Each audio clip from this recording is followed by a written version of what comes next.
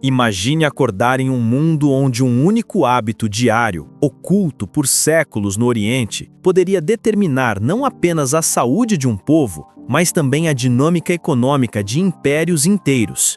Como um país tão pequeno, cercado por potências gigantes, tornou-se referência de disciplina corporal e mental.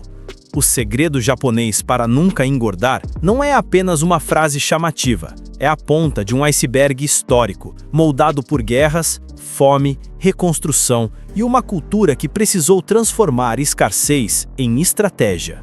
Hoje, esse segredo ainda intriga economistas, médicos e até analistas geopolíticos, porque revela algo profundo. Quando um povo molda seus hábitos ao longo de desastres, ocupações e crises, o corpo se torna um reflexo silencioso da história. E entender isso nos leva a um lugar desconfortável, porque talvez o que engorda o mundo moderno não seja a comida, e sim a forma como vivemos. Para entender esse segredo, precisamos voltar ao pós-guerra, quando o Japão estava devastado, suas cidades em ruínas e sua economia colapsada. A fome não era um risco distante, era uma presença diária. E foi nesse cenário de caos que surgiram os hábitos que moldariam a geração mais magra da história moderna. O governo, sem recursos para alimentar a população com abundância, estimulou refeições pequenas, focadas em nutrientes essenciais e distribuídas ao longo do dia. Essa estratégia não nasceu de bem-estar, mas de sobrevivência. Enquanto o Ocidente avançava rumo à industrialização alimentar, substituindo escassez por excesso, o Japão aprimorava o oposto, o autocontrole como necessidade nacional. A economia daquele período fez do corpo japonês um produto direto da austeridade, e esse padrão cultural seria levado adiante mesmo quando o país prosperou. O Japão manteve o ritmo enquanto o resto do mundo acelerou para longe do próprio corpo. E é aqui que a história muda de tom. Quando a economia japonesa finalmente se reergueu, algo inesperado aconteceu. Mesmo com mais dinheiro, mais comida e mais acesso ao consumo, os hábitos de moderação permaneceram. Era como se a memória das crises tivesse ficado gravada na cultura, transformando escolhas individuais em reflexos automáticos de um passado que ninguém queria repetir. E isso revela a primeira grande reviravolta.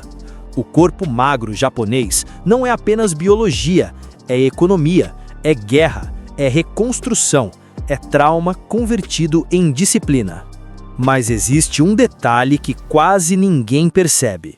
Enquanto o Ocidente adotava porções gigantes, lanches constantes e comida ultraprocessada como símbolo de prosperidade, o Japão criava uma regra silenciosa que alteraria toda a fisiologia do país: o hara hachibu, o costume de comer até estar 80% satisfeito.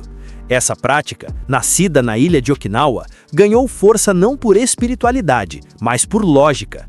Em um país vulnerável a terremotos, maremotos e recessões cíclicas, controlar o próprio apetite era tão importante quanto controlar o orçamento nacional. Comer menos virou uma ferramenta de estabilidade, e isso moldou gerações. Essa é a segunda reviravolta. O Japão não ficou magro porque come pouco. Ele come pouco porque aprendeu a temer o excesso. E esse medo, disfarçado de sabedoria, atravessou eras, crises imobiliárias, bolhas financeiras e até o colapso do mercado japonês nos anos 90. Quando o país entrou em a década perdida, com deflação e desemprego, os hábitos alimentares novamente seguraram a população. Enquanto outros países afundam em consumo emocional durante crises, o Japão faz o oposto: restringe, reduz, conserva a energia. O corpo acompanha a economia.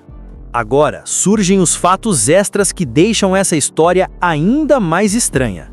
Primeiro, durante a Segunda Guerra, o Japão chegou a racionar arroz a níveis tão baixos que toda a sociedade teve que reinventar receitas para sobreviver com microporções. E muitas dessas receitas existem até hoje.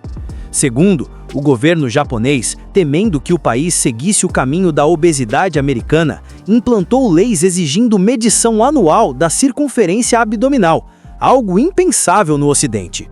Terceiro, A cultura das refeições pequenas influenciou até a indústria, desde embalagens até o tamanho padrão dos pratos.